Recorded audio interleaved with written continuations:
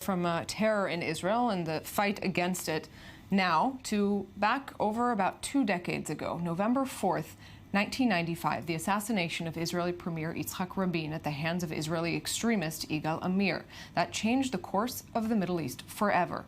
At the time, Dvir Kariv was an agent of the Israeli Internal Security Service. He was the first person to speak with and investigate Rabin's murder. Our diplomatic correspondent Eli Ochenberg sat down with him 21 years later on his book Words Can Kill and the memories recounted inside it.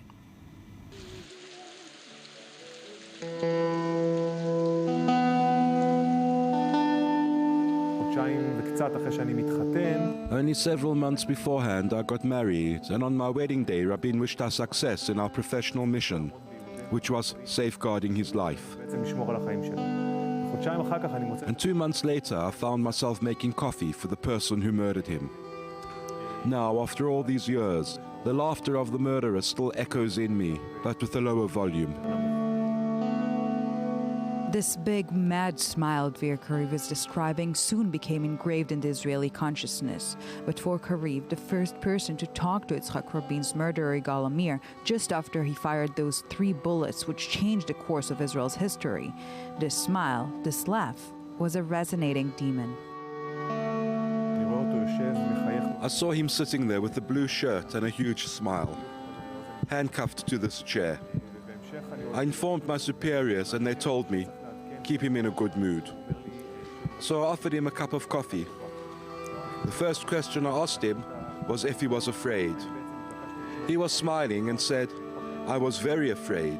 He paused and then said, I was very afraid I would fail.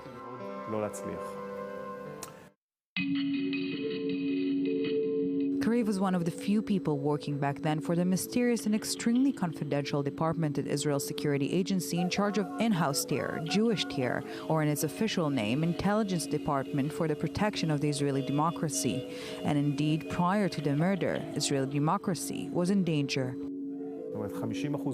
Back then, 50% of Israelis thought the peace process was right, and the rest believed it was completely wrong. The divide was growing, the ideological fight at its peak. This was the discourse. People were talking only about that.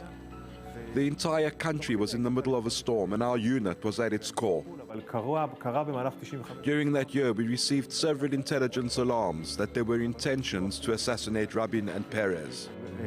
And we succeeded in foiling all these attempts, except this one time. But despite working on a daily basis to prevent this nightmare scenario, when reports on the murder began flowing in, Kariv couldn't believe it. It simply didn't make sense that a Jew would murder the Prime Minister, that someone from my own people would do that. It's like a son murdering his father. It's like a human biting a dog. Years after the murder, Kariv released an unparalleled book detailing every single second of this troubling encounter, including the minutes he thought about taking his gun and ending Amir's life. It was the hardest decision of my life.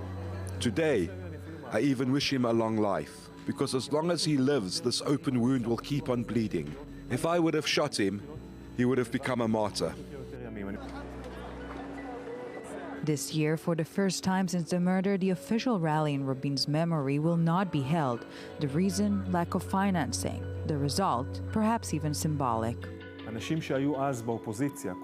People who were then in the opposition, including the current Prime Minister, who then headed the opposition, were told by security officials that their incitement would lead to murder.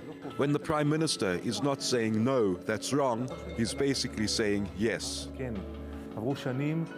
Today I no longer wait for them to apologize. I just hope they've learned their lesson. Israel 2016. Violent rhetoric became an inherent part of politics and society. Incitement is a daily occurrence, and inflammatory statements can be found all over. For Kariv, the writing is on the wall. The option of a political murder in Israel is on the table, clear-cut. The reason I wrote the book, the reason that I'm going all over to talk about it, is because we never learned the lesson. Only after the next political murder, and it's only a matter of time, will we understand that.